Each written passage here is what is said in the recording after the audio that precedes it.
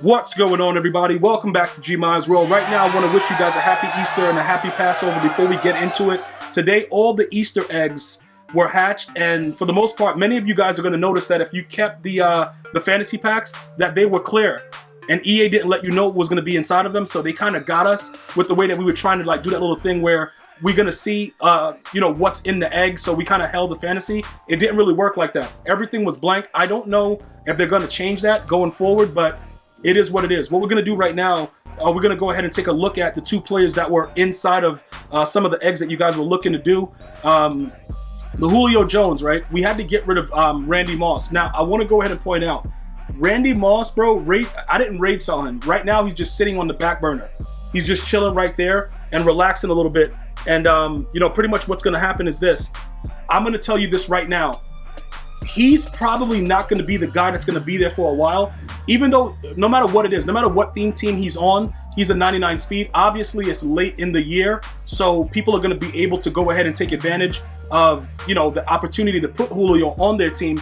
I did get to sell his 92 for like 450K or something like that also. So there's coins to be made with this promo as well if you're actively playing the game right now. As far as giving him deep out, I haven't had an opportunity to moss with him yet, so I'm going to have to pretty much check on, what's going on inside of the, the games that are available that's left for me for Weekend League. I'm going to get back to you guys, but more than likely he can moss. Now, that 99 jump is stock. I will tell you this, I threw him a couple passes. It wasn't any different from other players. We already know how those numbers work in the game. I don't think they, the development team, it's not really a corresponding factor that jump is 99. Just like, if we're being honest about it, and I think that they're well aware of it as well, because people with much lower jumps are able to moss better than other players. So just to kind of put that in as a point of order, I would definitely watch out for that when you're looking for somebody to actively, go after the moss action with. They don't have to be, a 99 jump. A lot of people think that that's what it is, but it's not. You got to focus on just being able to maneuver, move him around the right way. Change of direction. He has a 92, but obviously he has sprinter on him. So, if you have a theme team with Julio, you're going to easily get him to that 99 Excel, obviously, because you get the additional +2 acceleration. But in this case, it's a completely, entirely different situation. You guys felt my pain with Randy and were like, yo, even though you guys know I didn't want to do it, you kind of forced me to do it. And it hurt, bro. Like, there's not a lot of cards that I kind of I wouldn't sleep like a baby raid selling. Randy Moss is one of those cards. He's one of those cards where it's like, EA has made me gradually hate him more and more in the game. He's one of my favorite players of all time in the NFL. But EA has, over the years, because they don't allow him to be Moss, I've actually hated him. With these predetermined animations, Eric Allen picking him off, it's like real stupid. And I don't know if that's going to change for Madden 22, but it did still hurt for me to get rid of him. So I just want to let you guys know it wasn't an easy thing. A lot of you guys were laughing at me on the stream, but he's my dude. And that Randy Moss gonna always be my dude no matter what. All right, so he's here for now, but I will continue to lab. I know you guys notice he's a 6'3" guy. So when Calvin Johnson is released, obviously this guy will be gone. It's not like he's gonna be there for the longevity. And he is a route runner, so he gets a little bit more advantages because he gets a lot of those, abilities for 1. Route tech used to be 2, but EA bumped it up to 3. So that's also an issue right now that you guys may have to look at. But he does run his routes a lot better than he did previously.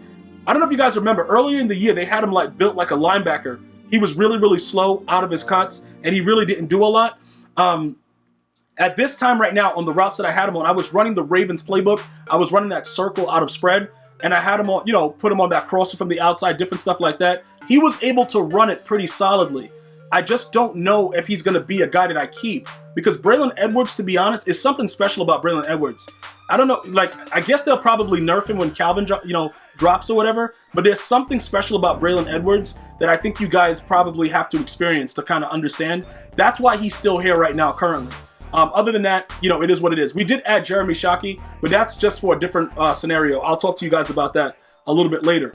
We're going to jump over to the fact that we did get golden ticket Jadeveon Clowney. We snuck him in. For the most part, he does have different slots. I did lab with him. For those of you guys that are subscribed to GmiasWorld Gaming, I did lab in Weekend League. This guy having Lurker because he gets it for 1. It's not worth it. He moves very, very sluggish. It's not like the olden days. And maybe Anthony Barr might be a better case scenario, but this card is not good for what we think that he should be good for. As far as the way that they maneuver side to side, it's completely different. He does not move the way that I think you guys would like it, you know, to pretty much happen. All right, so just to kind of point that out, make sure you guys are aware of that. You know, it was worth the try. Also, there were rumors going around because he got like a run-stopping slot that inside stuff would be 1 AP. At this time, it's not the case.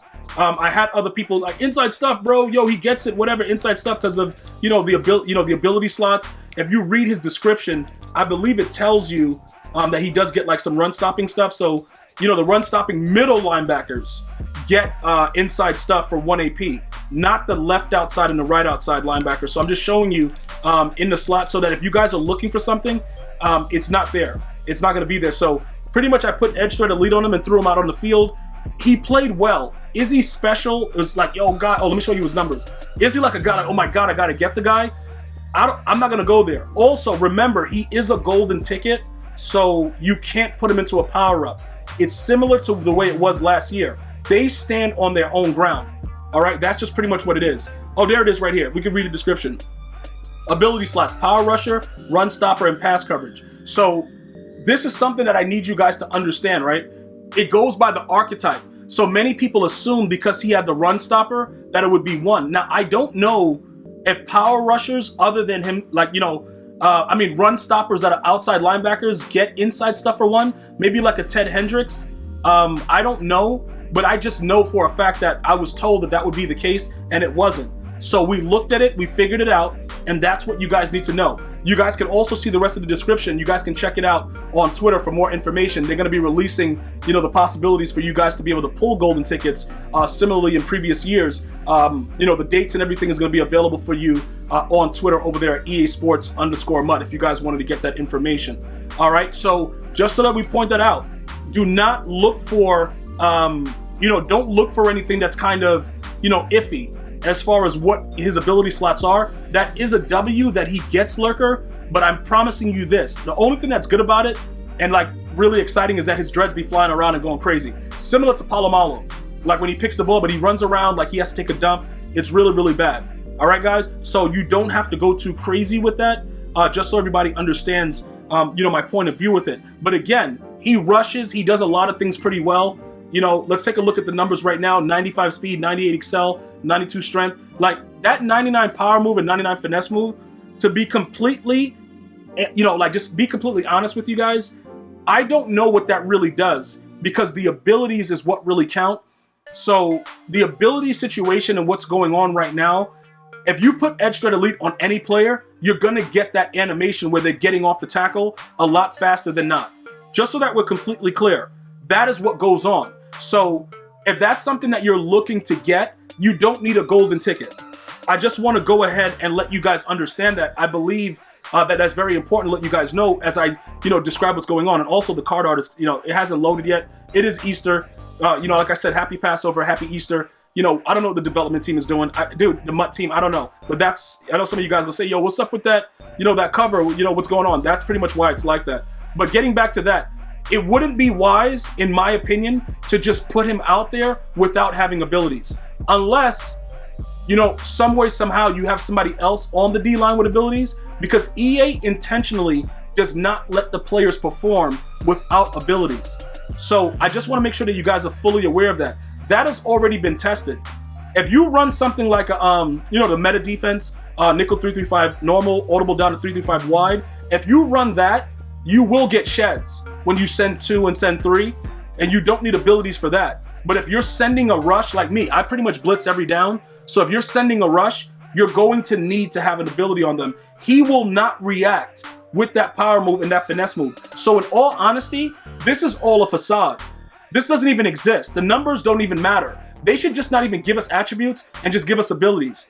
Because through all the research and everything, or all I've seen from all the other YouTubers and all the guys that do all their, in-depth calculations about how the players react, these abilities absolutely mean nothing when it comes to the rush and how they're going to do it. If you put an ability on a player, it makes them play well. And that's quite honestly the honest truth of the matter. So you guys can decide what you want to do with Jadeveon Clowney.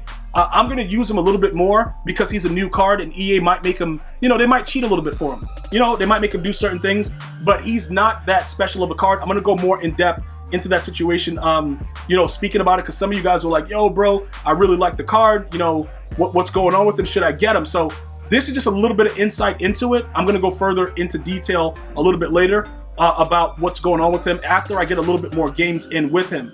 Now, as far as the defense and anything that's been changed up, nothing has really been altered, okay?